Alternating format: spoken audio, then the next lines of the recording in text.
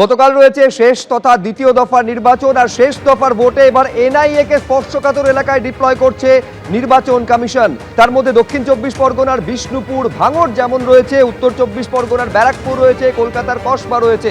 আমি আরো বিস্তারিত এই নিয়ে জানবো, সরাসরি কথা বলবো। আবির দত্ত আমাদের প্রতিনিধি রয়েছেন।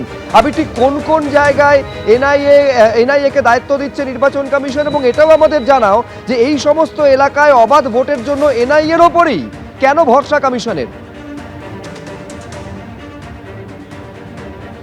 দেখো, একেবারেই অবাধ এবং শান্তিপূর্ণ নির্বাচন করার জন্য এনআইএ দল বিভিন্ন জায়গাতে ইতিমধ্যে ভাগ হয়ে তারা কিন্তু গিয়েছেন।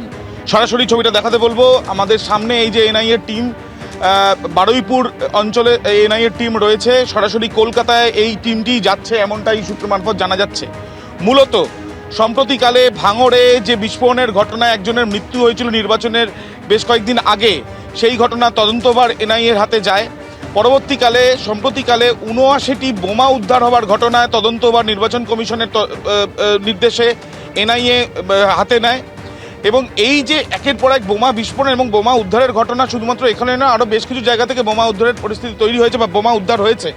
সেই জন্য শেষ দফা নির্বাচনের আগে নদিয়া, দক্ষিণ চব্বিশ পরগনার ভাঙড়, ডায়মন্ড হারবার পুলিশ ডিস্ট্রিক্টের অন্তর্গত বিষ্ণুপুর, এছাড়াও বারুইপুরে কিন্তু এনআইএ দল তারা কিন্তু যাচ্ছেন, তারা গিয়েছেন এবং সেখানে গিয়ে স্থানীয় পুলিশের সঙ্গে তারা কোঅর্ডিনেট করে সেখানে মিটিং করেছেন। মূলত দুটো বিষয় তাদের দেখার। প্রথমত, যেখানে যেখানে বোমা উদ্ধার হয়েছে সেই জায়গাগুলোর বোমা কোথা থেকে এলো বা বোমা সেখানে বানানো হয়েছিল কিনা।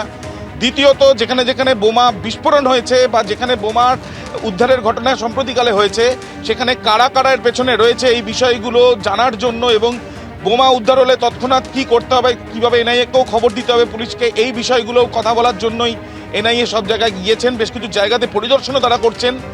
দ্বিতীয়ত, তোমাকে জানিয়ে রাখি যে শুধুমাত্র দক্ষিণ চব্বিশ পরগনা নয়, নদিয়া, বর্ধমান অর্থাৎ পূর্ব বর্ধমানের যেখানে যেখানে নির্বাচনও আছে, স্পর্শকাতর অঞ্চল, এই যে জায়গাগুলো সেখানেও কিন্তু তাদের টিম যাচ্ছে।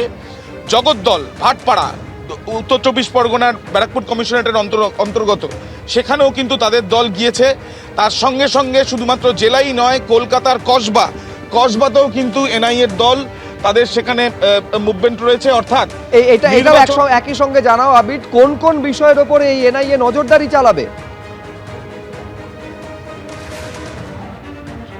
দেখো, প্রথমত যেহেতু তোমাকে জানাচ্ছিলাম যে ভাঙড়ে সেখানে দুটি ঘটনার তদন্তভার সম্প্রতিকালে এনআইএ নিয়েছে। একটি বিস্ফোরণের ঘটনা, একজনের মৃত্যু।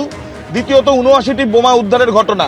আরও বেশ কিছু জায়গাতে নির্বাচনের আগে বোমা উদ্ধারের ঘটনা ঘটেছে এবং সেই পরিপ্রেক্ষিতে যে যে জায়গায় স্পর্শকাতর, যে যে জায়গাতে এর আগে এই ধরনের বোমা উদ্ধারের ঘটনা ঘটেছে, সেই জায়গাগুলোতে গিয়ে পুলিশের সঙ্গে কোঅর্ডিনেট করা এবং প্রয়োজন হলে বেশ কিছু জায়গাতে পরিদর্শন, সেগুলো তারা করছেন। আরও একবার সরাসরি ছবিটা দেখাচ্ছি তোমাকে। এনআইএর টিম কলকাতায়, বারুইপুর থেকে কলকাতার দিকে রওনা দিয়েছে, কলকাতায় যাচ্ছে এমনটাই জানা যাচ্ছে। এবং যাতে কোনোভাবে বোমাবাজি করে বা বোমার ভয় দেখিয়ে অবাধ এবং শান্তিপূর্ণ নির্বাচন যাতে বিঘ্নিত না ঘটানো যায়, সাধারণ ভোটাররা যাতে অভয় পান, সেই বিষয়টা নিশ্চিত করার জন্যই এনআইএর তরফ থেকে এই তৎপরতা। একাধিক টিমে ভাগ হয়ে তারা কিন্তু জেলা থেকে আরম্ভ করে কলকাতায় তাদের এই যে পরিদর্শন থেকে আরম্ভ করে পুলিশের সঙ্গে কোঅর্ডিনেশন। আবির, ধন্যবাদ।